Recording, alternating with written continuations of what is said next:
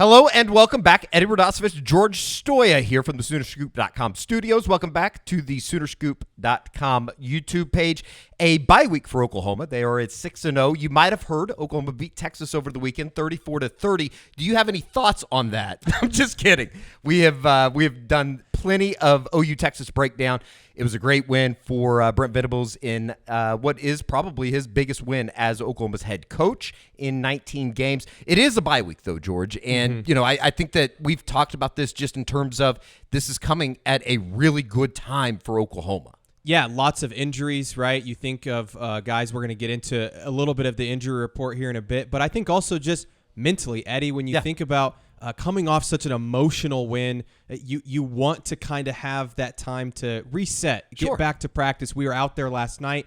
You could hear Brent yelling at the players during practice, which was pretty funny. Literally playing scout team quarterback was Brent Venables. Danny Stutsman talked about that after practice. Like Jimmy Greenbeans he said that he has a terrible arm, but he does hit them in spots where he knows they need to improve. Yeah, and it even, I think Brent's line was they probably felt like they lost the game. So you can count on Oklahoma getting back to where they were and kind of resetting after that game. First things first, though, we did talk to a bunch of the Oklahoma players that played in their first Cotton Bowl on Monday night. That included Caden Green, that included Deshaun McCullough, that included DeJohn Terry, who had a really good impact in the game, as well as Walter Rouse. So real quick, let's step back to Monday night with a couple of the players talking about their first experience down at the Cotton Bowl. It's pretty crazy, but once you kind of let the hype die down, you come down the tunnel and you realize that you're just playing football at the end of the day. And, after you realize that, then you kind of just play football. But, I mean, nothing really surprised me. I knew it was everything that I thought it'd be, watching the game growing up. But, at the end of the day, it's just football. So yeah, no question. Definitely the craziest game I've ever been a part of. It was crazy from the moment we got off the bus. So I was confused because they told me the stadium was in the middle of the fair. I'm like, what does that even mean? Like in the middle of the fair. So I was so confused, and I was trying to imagine it literally all week without looking it up because I wanted us to see it. So when we got there and I saw the buses literally pulling into the fair, I was so confused. But the atmosphere there was crazy. I mean, they were not lying about it being real life 50-50 split. Once we went out the tunnel, it was all cheers. Once you crossed that 50, it was all boos. So it was really a crazy, fun experience to play in. I can't wait to play in them again. Was it tough to keep your poise, or were you pretty? Not at all. Relaxed? It was just really cool at the beginning of the game, really, to be able to take it in and be you're really playing in this game. But then really once that first kickoff starts, it's just football. They said that it was going to be 50-50, but in my head, I'm like, there's no possible way that it can be. Half the stadium going to be crimson, half the stadium going to be orange. I'm like, it's no possible way. It's going to be like that. But when we got out there, I was like, oh, sheesh. That was really for real. And how loud it was, just going back and forth like they was doing the Texas fight song and we was doing the Boomer song. It was amazing. I didn't like Cal. Excuse me for using this word. I hate Texas, but I still, even though I say sorry, even though I hate Texas, I still respect them as a team. And I'm sure they might say the same thing about us. But going into that game, and then you have just the sea of red and the sea of orange coming together, there really is no other atmosphere like it. I mean, you got the Iron Bowl, you got Michigan versus Ohio State. And correct me if I'm wrong, this is the only rivalry game that's played in a neutral ground setting.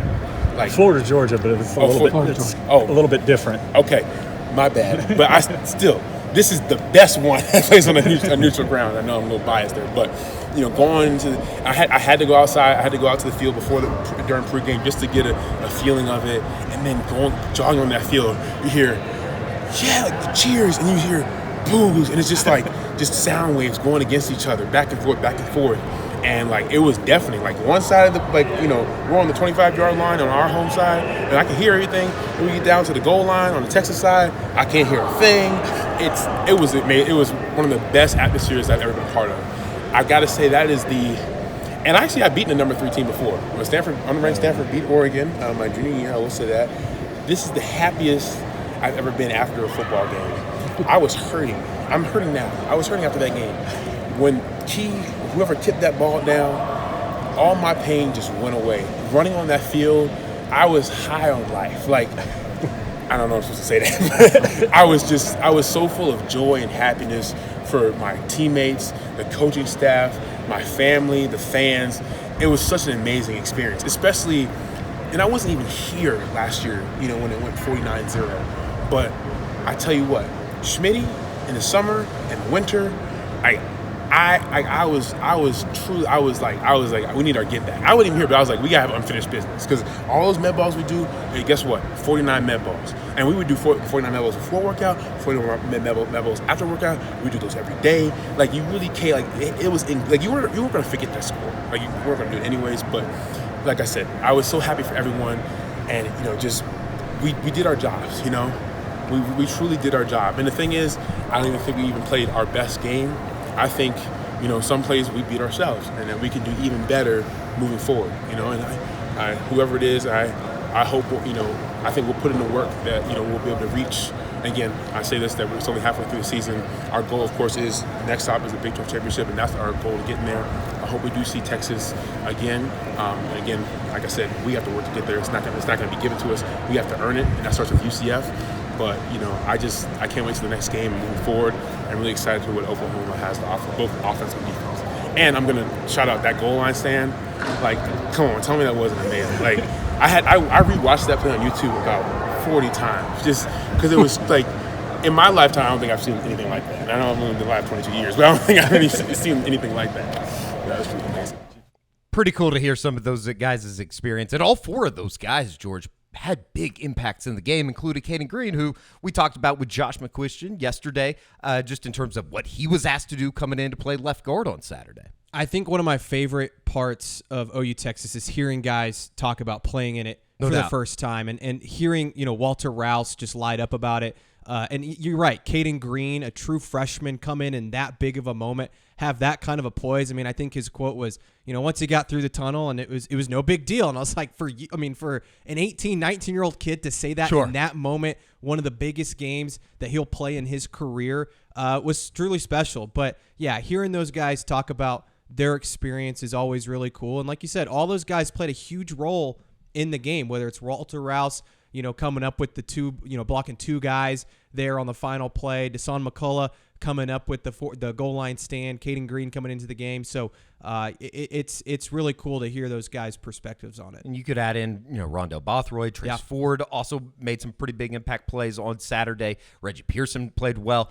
All of the guys that I think that you had questions about going into the game, they all performed extremely well, and that's one of the reasons why Oklahoma's 6-0, because of all the transfers. I know that we're going to have something up on Soonerscoop.com about the impact of all of the transfers at the midway point in the season. One of those guys, Andrell Anthony, and unfortunately for Oklahoma, we got the bad news on Monday night. Brent Venables did confirm that he will miss the rest of the season after an ACL injury on Saturday down in Dallas. As for the rest of the injury report, here is Brent Venables talking about that, as well as Andrell Anthony specifically.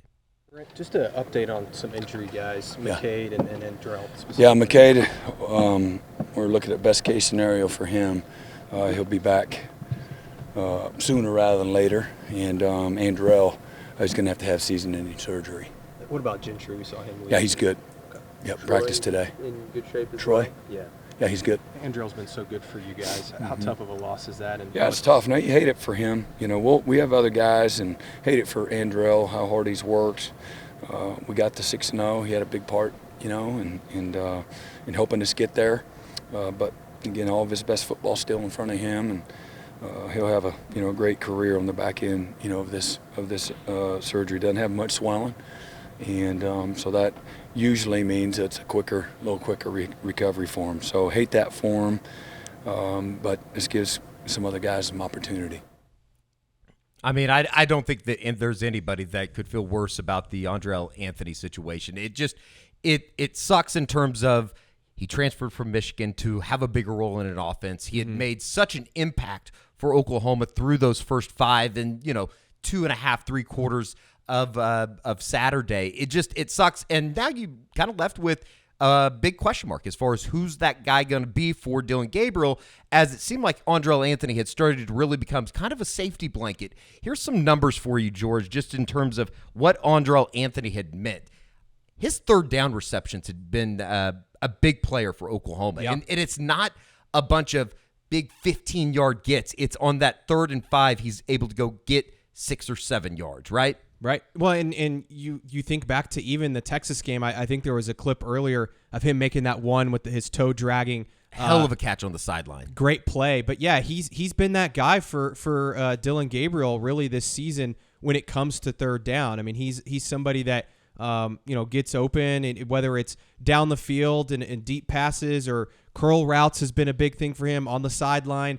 Those type of plays you're seeing here, his third down catches this season. And you said it was because, separation that he was creating through great route running. He's one of their, if not their best route runner right now. And he's also a speedster guy, and it'll be interesting to see how they fill that role. But just a tough blow. Great kid, too. And like you said, came to Oklahoma to really find a bigger role. He's leading the team in reception yards this year. So I think at 427 and second in the team in receptions with 27 this year. So it's a big blow, and Oklahoma feels good. They've got a lot of different receivers. I'm sure we'll see, Nick Anderson is somebody, obviously, that will step up. Jaden Gibson is going to see a lot of time. And watch out for Brennan Thompson. I think Brennan Thompson, the transfer from Texas, is a guy that could maybe help fill some of that speed role. 8 catches on 10 targets on third down for Andrell Anthony through Oklahoma's first 6 games. That's 79 yards total. 7 of the 8 receptions went for first downs, and that accounts for, I think, 29.6% of those catches of the 27 that he had. Ryan Chapman did the number crunching.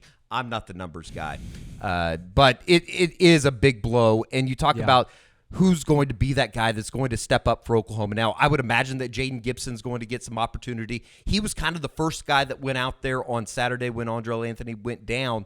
And then, obviously, you're going to have a Nick Anderson guy that has, all of a sudden, he has 11 receptions, and 6 of those have gone for touchdowns, including the big one on Saturday, the 1 reception for 3 yards, maybe the biggest 1 reception, 3-yard box score in the history of Oklahoma football. He's the guy that if you're going to pick one person to replace Andrell Anthony, I would assume it's going to be Nick Anderson. They're clearly different types of players. They're not the same skill set, but I would assume he's going to start. I think you're going to see Jalil Farouk get the ball even more, which is saying something because he's already so involved in the offense, Drake Stoops. But again, I think you could even see guys like a Gavin Freeman, who we're still waiting to see kind of come onto the scene, at Jaquez Petaway, right? We saw him on the kickoff return that ended up not working out. But I think it'll be kind of by committee, Eddie. I think when they're looking for those deep shots, don't be surprised if you see Brennan Thompson line up out there. He's a guy that can beat you with his feet. So you still feel good about the receiver room because they have so many guys that have stepped up and played well. But it is a blow, and it's something that it might take some time for Dillon to kind of build up that chemistry, just like it did with Andrell. It was clear those two had something working early this year. So you just hope that Dillon over the next, they have a week off. That helps, but to build up that chemistry. I was getting ready to say, like, that has to help that you're now going to go through an 11-day period where, I guess more specifically this week, where you're not having to prepare for a game. You can continue to work on chemistry and things of the like with Dillon Gabriel. And, if you really want to look at it glass half full and, you're going to hurt because of Andrell not being out on the field, 2 things. Jalil Farouk's coming off maybe the best game that he's had in an Oklahoma uniform, as you see here. And then on the other side of it, you lose your best wide receiver, and if you're still able to put up big numbers, in a way, wouldn't that help a quote-unquote Dillon Gabriel Heisman Trophy campaign? Definitely. I mean, I wasn't looking at it that way, but you're right. I am, George. You're right. I'm looking out for Dillon. That's a hell of a glass half full take there, Eddie. I think that's. I don't even think that's glass half full. I think that's glass totally full over the brim, spilling out onto the desk. Did you just hear my voice crack? That wasn't good. I'm 37 years old. As for, we'll continue with the positives. The goal line stand. It was kind of the first time that Brent Venables was able to talk about it with the media. And here he is on Barry Trammell's question talking about the goal line stand. Brent, 2 days later, you got any new perspective on the goal line stand? No, I mean, in the moment, I got on the bus afterwards, and I'm like, y'all understand what – we want to build a program on that. And what is that? That's mindset, attitude, physicality, toughness, spot the ball at the one. And put everything on who we are from a DNA standpoint, a standard standpoint on that series right there. And should transcend in every part of our program. Belief, toughness, physicality, attitude, all of that. And you don't give them an inch. You don't concede anything. And so, it was, to me, it was the win was really important from a credibility with our guys and moving forward and building the program the right way. But that was a moment that you want to capture, and you don't want that one to slip by. And to me, that's the standard, and we talked about that both right after the game.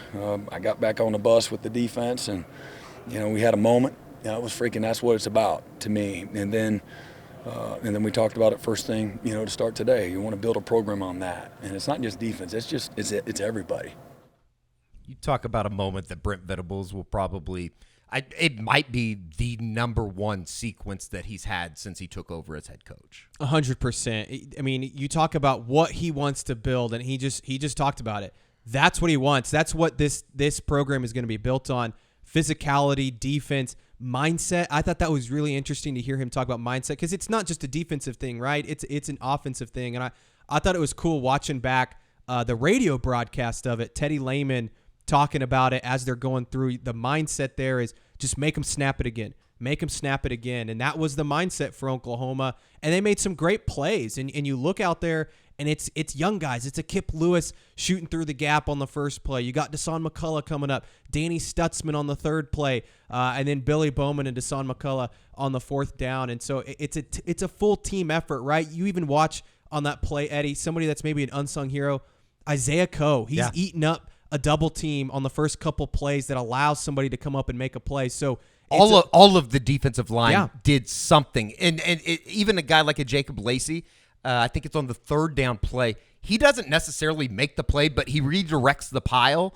And when you talk about strain and all that kind of stuff that Oklahoma players have, I think, kind of just dug into the ground as far as what they want out of a program. That's what Brent Venables is talking about. Yeah, and again, it's just. That's the culture that he's talked about, that he's tried to instill in his players, and to see it come to fruition on Saturday. It's such a big moment in the game. It's great to see for them, and Brent was lighting up about it. That was like one of 5 questions he got about the goal line stand yesterday. But I think it just again speaks volumes to how far they've come, and now they've just got to continue to do stuff like that. Sure, and as we're going to discuss here in the coming weeks. It appears this back end of the Big 12 slate is much tougher than what they had in the first 6 games, obviously with the 3 non-conference and the 3 conference games. But getting to 6-0, you go into this bye week, and it's going to be a lot of fun to talk about here in the weeks coming up with, a trip to Provo on the back end. You still have a TCU team that's going to be interesting. West Virginia all of a sudden seems like one of the surprises in the Big 12, as well as a game with Kansas here in a couple weeks up in Lawrence. Even Oklahoma State. Sure. Who beat the hell out of Kansas State. Let's be honest on Friday night. Well, and I don't know if you saw the clip. I think it was today. Alan Bowman saying that they think they can go on a run and win the Big 12. I think that's AI. Oh, is it? Yeah. I got fooled. I think you got. I got. I'm pretty sure that's an AI. I didn't even watch the video, so I just saw it on Twitter, and I was like, that is quite the take from Alan Bowman, considering where OSU's been. Interesting. But still, Oklahoma State. You go to Stillwater. That place is going to be rocking. Sure. No matter what Oklahoma State looks like. I mean, it's going to be a hostile environment. All of the talk of going into the final bedlam and everything that comes with that, it's going to be a lot of fun here on the back half, and especially if Oklahoma's chasing a Big 12 championship title appearance, or even bigger things as far as a college football playoff, which you had to take care of business on Saturday to get to this point. So this was kind of the stuff that we talked about that was going to be a lot of fun. It was also a lot of fun talking to Walter Rouse on Monday night. He blocked 2 guys on Oklahoma's final play or final offensive play with the game-winning touchdown to Nick Anderson. Here he is going in depth about the play. I'm off with the clap, but going back and watch the film, I was late. Like, I was really late off the ball. I wouldn't even say. I was like, dang, I was that late off the ball. And so I'm setting, and I got, it's been a lot all game, in our communication, definitely needs to get better, and just especially on my part, I was trying to get an out call, and I don't think I was loud enough, and I might have been a little bit too late, and that backer was a little creeped down, so Caden was definitely keeping eyes on him in case he came, but I set, and I didn't really feel like I had Caden with me, and so I saw 91. Okay, let me block him, and then I saw the pressure, safety, either safety or corner coming off the edge, and I was like, okay, let me stick out a hand. Let me see if I can get him to. And as an O-lineman, your job is to protect the quarterback at all costs, no matter what. It's basically the basics, of our job. And so I just stuck out two hands there, and I was just trying to protect with all I could, because what they've been preaching here since I've gotten here is the uncommon effort. That whole drive was uncommon effort, and I was just trying to do my absolute best to just protect as much as I could. That's really all it was. There wasn't any secret to it. I mean, if you go back into the film, watch the replay, after they scored, I was kind of out of it. I was doing my job. I thought DG threw it out of bounds. Even when the crowd was going crazy, I was sitting there. I was like, did we score? And I went to go, it didn't even hit me until I got to the sideline, and I was like, we scored. I was like, we're going to win this game. We're going to win the game. That. And then I was talking to one of the coaches, and he was like, you blocked 2 dudes. I was like, I blocked 2 dudes. So just, getting hype on the sideline, it's one of the best moments. But like I said before, going into that drive, I was the calmest I was. And, I just did my job as an O-lineman. And as I'm sure anyone else on the starting five or anyone else in the O-line room would do as well, just doing our job.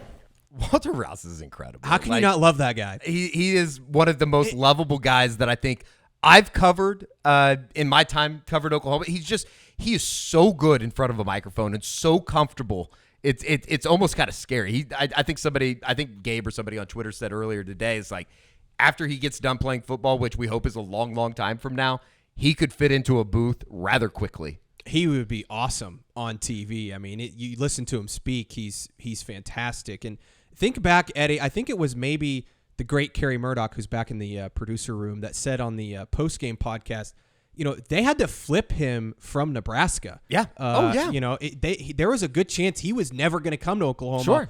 All of a sudden, he committed to Nebraska. Yeah, exactly. And now he transfers to Oklahoma and comes up with maybe the biggest play of the year, blocking both those guys. And he's been really good all year. I mean, I think he's shooting up draft boards right now. He's going to get drafted, relatively early. Hopefully play in the NFL for a long time. But he's been awesome this year. Great to talk to. Probably he might end up winning the media award this year. He's making a run for it. I know that.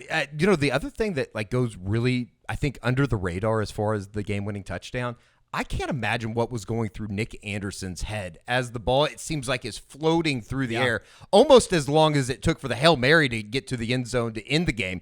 I just can't imagine. That has to be one of the tougher catches that you are asked to make, because you have a little bit of time to think about it as the ball's floating through the air and knowing. Yeah, sure. And even after the game, it was funny. He came into the media room and he was just beaming. And I just said, has it sunk in yet that you were like a Sooner legend forever? And he's like, not until you just said that. And I was like, yeah, dude, I don't even know what your career holds the rest of the way, but you are forever etched in Sooner lore. 6 touchdowns and 11 receptions this year for Nick Anderson, and he's going to have plenty of opportunity here moving forward with the injury to Andrell Anthony. As for some negatives coming out of the game on Saturday, outside of the Andrell Anthony injury news, is Oklahoma's special teams, which, I think it's been said time and time again since Saturday afternoon, Saturday evening.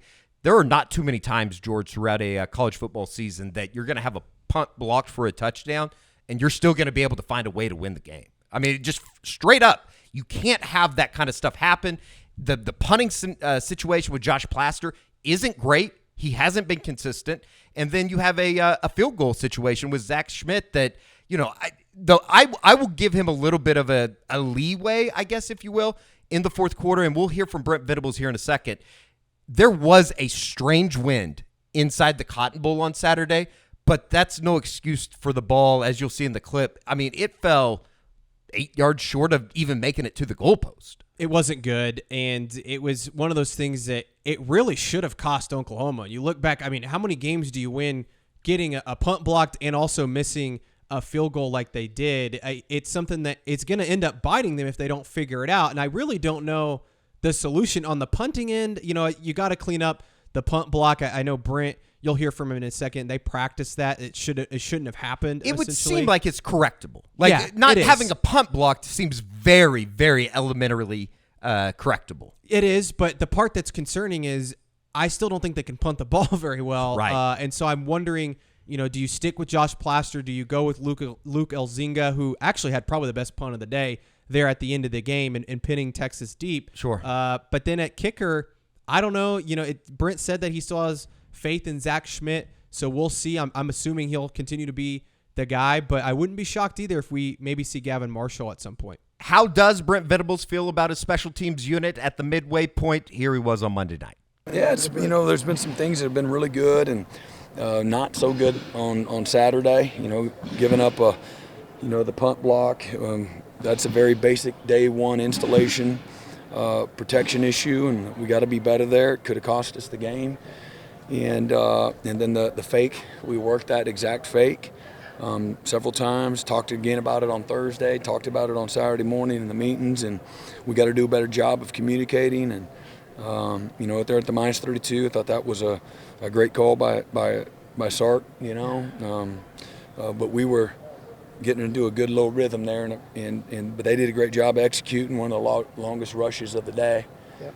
And we did pin one inside the 15, and then I thought our kickoff coverage was pretty good. Missed a few tackles, but we played with such great effort. We covered up with it. Had the return, that we really worked hard on, the reverse, and it was a big point of emphasis not to, pitch it forward, and we did. And so we got obviously a gazillion things from this game. We lost the field position by 45 yards. We lost 35 yards on the return that we had to call back, and those are big plays. And the margin for error is small, championship level. You can't make those mistakes and win games, typically. And we were able to overcome it. Were you surprised by Zach being short on the 45-yarder? There was a funky wind that pulled up, hit us right in the face, and I was like, oh no, did that just really happen? And he put it up and it just caught it just right. So, it swirls in there a little bit, and we had a gust that came in there right at the wrong time. So you still feel good about it? Yeah, I do, absolutely. You can kind of see that ball just It takes a funky – it does. I still don't think he makes it necessarily. I mean, it looked like he was going to go wide right. Yeah. But it did take a little bit of a it just looked like it died immediately in the air. Swirling winds of Augusta now competing with the swirling winds of the Cotton Bowl. I don't think that the Cotton Bowl in State Fair Park is necessarily aim-in corner, but maybe so. I've been there. No big deal. Good times are rolling in Norman when we get to our next and final subject here on the practice report for the bye week, Tattoo Gate. That's what we have right now. It's Tattoo Gate. I think everybody saw the video or the screenshots from your Twitter post. Yeah. Danny Stutsman, Jaron Kanik. They appeared to have gotten horns down tattoos on their thighs over the weekend following the game. Here is Danny Stutsman talking about it on Monday night. Tattoos came together and what that experience was like. Yeah, so actually those were fake. Oh yeah? We got it. We got everyone. Nothing on the leg. A little Sharpie. Like I said earlier, you won't believe what the internet believes, man. Got them. Wasn't it your right leg in the photos though? It actually mirrors it. When you take a picture, it flips it. I thought there was another photo when you were getting the tattoo that showed your right leg though. I don't recall. He's such a little ass when it comes to some of this stuff. But Wait, do you think they're real? I think they're real. I think that they are real. I might have sources that are indicating to me that they are real. But, I do think it's funny just in terms of this social media, outcry. If you're a Texas fan, of course, you're going to make fun of them because the horns, appear to be up. If you look down at it, it's just kind of that's the fun part of college football. I think I'd be making fun of Texas players if they went and did the same thing, right? Yeah. But you know who cares the least about like the criticism that they might be getting outside of the state of Oklahoma? It's those two. It's those two. Those it's two it's are- freaking frack. They don't care. I know that you asked Brent Venables about it on Monday night. And he's like, they've got a lot more to worry about. They need to fix their hair first. So, I mean, those two guys, they're pranksters, they're jokesters. They're Oklahoma's pranksters and jokesters. That's the right. fans love them. And if they're fake, That's hilarious. That's a heck of a troll job. If they're real, that's still a heck of a troll job in my opinion. So good on them. They like to have a lot of fun. We might need to get out. I told George before we started here, we might need to break out the investigative journalism hat here over the next couple of days. It's a bye week, folks. We're going to have shenanigans around the Sooner Scoop offices. So maybe we will look into that, but that's it from Oklahoma's practice report on Monday and Tuesday. There was no Brent Venables press conference on Tuesday. That's because he talked to us Monday. They're not. I don't believe they're even practicing today. I think they're taking part in a community service project. Correct. Over at the Everest Center, which is kind of cool. I think that they are building bunk beds for foster children throughout the state of Oklahoma. So a day well spent, obviously. As as we said in closing, it's a great time for Oklahoma as far as what's happening on the field as you move to 6-0 and 3-0 in the Big 12 Conference, as well as off the field where you really have a chance to recoup yourself before what is going to be, I guess, some type of championship run, right? It's an exciting back half of the season. And I know a lot of people look at it and they look at the FPI and say, oh, well, they have a 60% chance to run the table and they're going to be favored in every game. This is going to be tough. And Brent talked about that on Monday night. This is going to be tougher than it looks. We mentioned it earlier, trips to Lawrence, Stillwater, Provo. Look, those teams are going to want to beat Oklahoma. Those teams don't want Oklahoma playing for the Big 12 championship. So it's going to be fun, though. It's exciting. Oklahoma is good again, Eddie, right? Compared to where this thing was a year ago. It's going to be a fun last final 6 games, whereas I'm sure for you guys a year ago, coming out of that Texas game, you're like, this is going to be a rough final stretch. I mean, think about it. At the midway point, Oklahoma's now 6-0. They're number 5 in the country. I think that you have an Oklahoma coaching staff that certainly should be in contention for coaches of the year. Yeah. Brent Venables will obviously be up for that. You're coming off of a week in which Dylan Gabriel is now the National Player of the Week. Walter Rouse, who we heard from earlier, is the Outland Player of the Week. They lead the Big 12 in scoring offense. They lead the Big 12 in scoring defense. This has been, the 2023 season with as many question marks as there were going in. It seems like a lot of them have been answered through these first 6 weeks. It's now going to be kind of interesting as you make this turn into what is the back half of the schedule, how things are handled, how success is handled. Because there is a lot of guys that were a part of a team a year ago that didn't have a whole lot of success. And now you're going to be asked to go into some of these new places and really, truly perform on a much bigger stage. Like Oklahoma's now on the quote-unquote national scene. Yeah, it's all about keeping your composure, staying poised, staying focused. You hear it all the time. It's cliche to say 1-0 each week, and that's the goal for Oklahoma. I think they've celebrated enough this win over Texas. I think you and I have talked about it enough, as well as everybody else, but it's now on to UCF, and then from there, the rest of the schedule. Yeah, no, by the way, they're probably going to see that same Texas team down in Arlington if everybody takes care of business. Make sure you are subscribed to the Soonerscoop.com YouTube channel. We don't have an opponent preview this week, obviously with no game coming up on Saturday, so everybody enjoyed their weekend. We will be back for the unofficial 40 come Wednesday. For George Stoya, I'm Eddie Radosevich. Talk to you next time.